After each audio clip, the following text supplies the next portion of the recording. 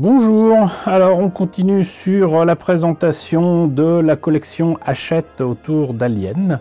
Il s'agit donc d'une collection qui permettra de monter la créature du premier film de 79 d'Alien et qui mesurera au final 1,20 m et pourtant il est haut 1/2, ce qui veut dire que normal il fait 2,40 m, voilà.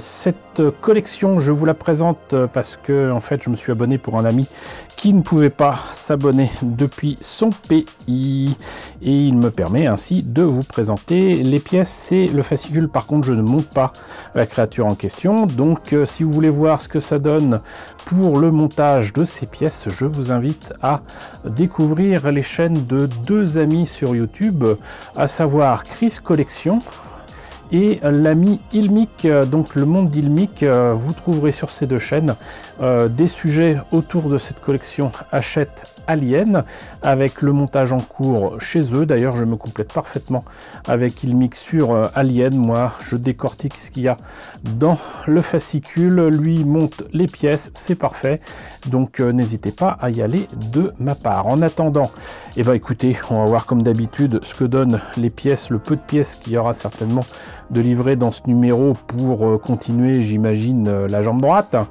et puis on va voir ce que nous réserve le fascicule. Mais en attendant, belle nouvelle, j'ai reçu donc le carton avec les derniers fascicules en question, et j'ai enfin un des cadeaux d'abonnés que je n'avais pas eu il y a 2 colis de ça, à savoir donc cette plaque en métal embossée, vous voyez, donc plaque métal Alien, offert par Hachette Collection, cadeau ne pouvant être vendu, fabriqué et importé par Abyss Corp, mes amis d'Abyss Corp qui sont à Rouen.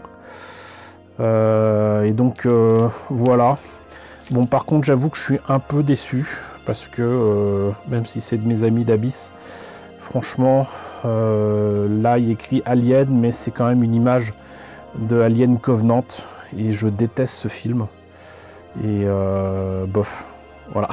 Il fallait que je le dise sincèrement, rien que voir cette image ça me fait penser à la triste expérience que j'ai eue au cinéma autour de ce film, donc ça ne m'évoque rien de positif. En attendant, on va voir justement ce que donnent les pièces ici et le fascicule. Alors, il ne va pas y avoir grand chose. Des toyos, une côte et des vis. Voilà, donc presque 12 € pour ça. On va voir ce que donne le fascicule. Alors, que nous réserve ce numéro 24? Donc, côte, toyo, 2 vis. On continue de monter les côtes apparemment. Les toyos se mettent sur la jambe. Et on passe à ce qui m'intéresse le plus, à savoir donc les pages expliquant un petit peu les coulisses du film. Et là il s'agit de la promotion d'Alien. Ah bien, donc pour le film de Ridley Scott, le travail du département marketing et de 20th Century Fox dure presque aussi longtemps que la production du film. La publicité s'organise étape par étape afin de susciter graduellement le désir du public. Ah oui, parce qu'on a tendance à l'oublier, par exemple sur Star Wars, ça s'est pas fait comme ça. D'un claquement de doigts, même si beaucoup ont tendance à dire voilà, les gens ont vu ça dans le peu de cinéma qui était prêt à accueillir ce film en 77, en mai 77, bouche à oreille. Non. Déjà, il a fallu amener du monde dans les cinémas pour ça. Et il y a des personnes qui ont fait la promo de ce projet de George Lucas qui a été annoncé et présenté dans ce qu'on pourrait appeler maintenant le Comic-Con. Hein.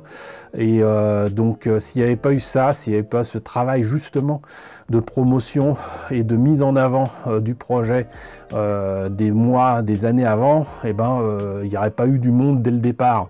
Donc, pareil ici. Donc il y a des choses qui se font effectivement un petit peu au petit bonheur la chance et d'autres qui se préparent comme ici, apparemment c'est le cas. Donc la promotion du film, aussi ambitieux qu'Alien, ne démarre pas quelques semaines avant sa sortie en salle, mais bien en amont.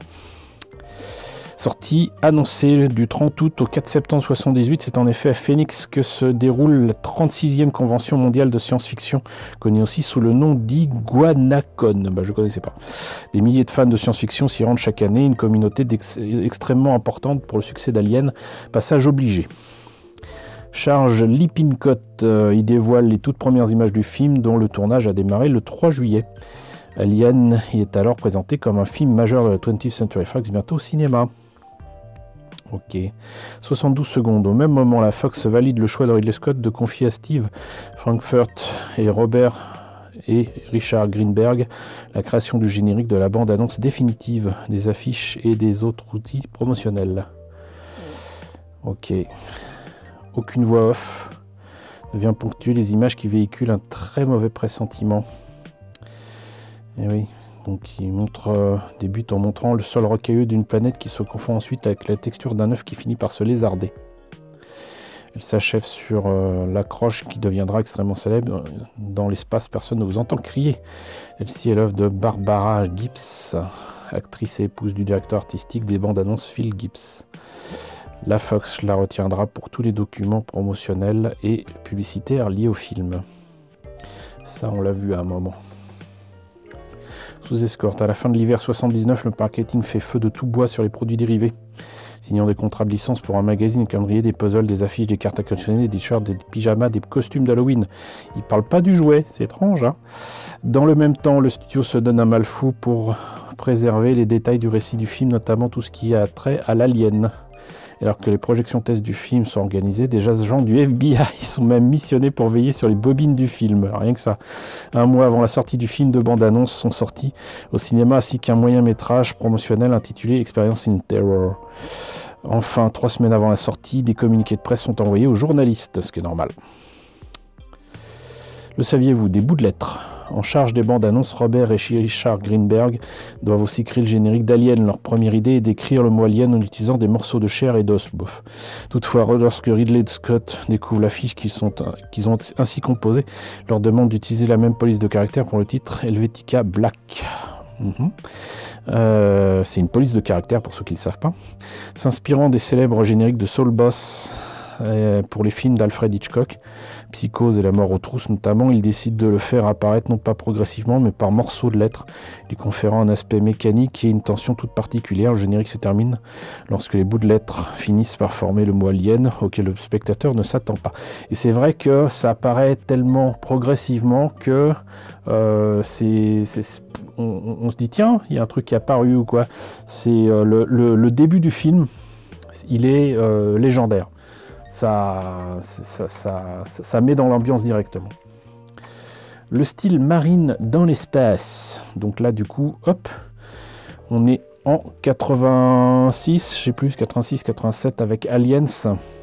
Les choix esthétiques de Aliens, le retour, s'éloignent de ceux du premier film pour créer un univers bien plus militarisé, non sans blague. Pour autant, les Colonial Marines ne sont pas si différents des camionneurs de l'espace du premier opus. Un commando sûr de sa force. Made in Vietnam. Voici donc des marines dures et indisciplinées qui correspondent parfaitement à l'imagerie du soldat américain durant la guerre du Vietnam. James Cameron pousse l'analogie en demandant à ses acteurs de choisir les accessoires dont ils affublent leur équipement. Ouais, faire suite à Alien. S'il a choisi d'imprimer à son film un univers militarisé, James Cameron ne veut pas de ses soldats possèdent l'apparence des Stormtroopers, les soldats de l'Empire Galactique de la saga Star Wars avec leur armure blanche et les casques couvrant leur visage. Au contraire, il veut que son œuvre s'inscrive dans la lignée du premier Alien et de ces fameux camionneurs de l'espace. Comme l'équipage du Nostromo, les marines du Sulaco s'habillent donc à leur guise, bravent la hiérarchie et possèdent la même insubordination que les GIs qui combattaient depuis plusieurs mois au Vietnam. Forme d'insubordination qui s'exprime aussi par leur expérience, leur maturité au sein de l'armée. Des marines qui en ont déjà vu et qui pourtant n'ont encore rien vu. Le saviez-vous, inspiré et inspirant. En 1986, James Cameron s'inspire fortement des uniformes bigarrés des soldats du Vietnam pour ses colonial marines d'Alien le retour, leur conférant toutes sortes d'attributs propres aux GIs. Il est tout à fait possible qu'il ait inspiré à son tour l'armée américaine. Ah bon? En effet, durant la préparation de son film, il décide de prendre en charge avec Ron Cobb et Sid Mead une partie de la conception visuelle du film, notamment les uniformes des colonial marines. Lorsqu'il débarque sur la planète LV-426, il leur dessine ainsi des tenue de camouflage blindée et rembourrée avec des genouillères et des protections diverses, comme en porteront les soldats américains durant la guerre d'Irak au début des années 90.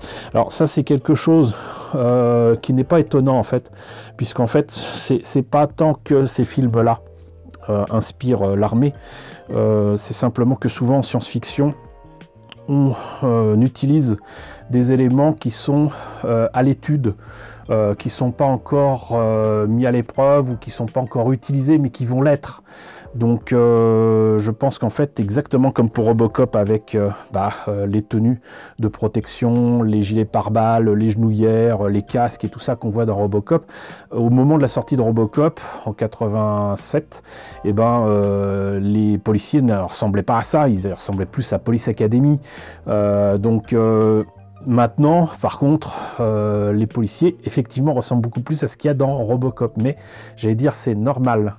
Mais c'est vrai que c'est amusant de voir que ça apparaît dans des films comme ça, avant de popper dans la réalité. Tour d'horizon des vaisseaux spatiaux. Tout commence en URSS, des vaisseaux, des missions, objectifs, les stations spatiales. Ouais. Très jolie photo. Il nous manque la navette. Et voilà, c'était pour le numéro 24. Écoutez, moi j'ai trouvé ça intéressant.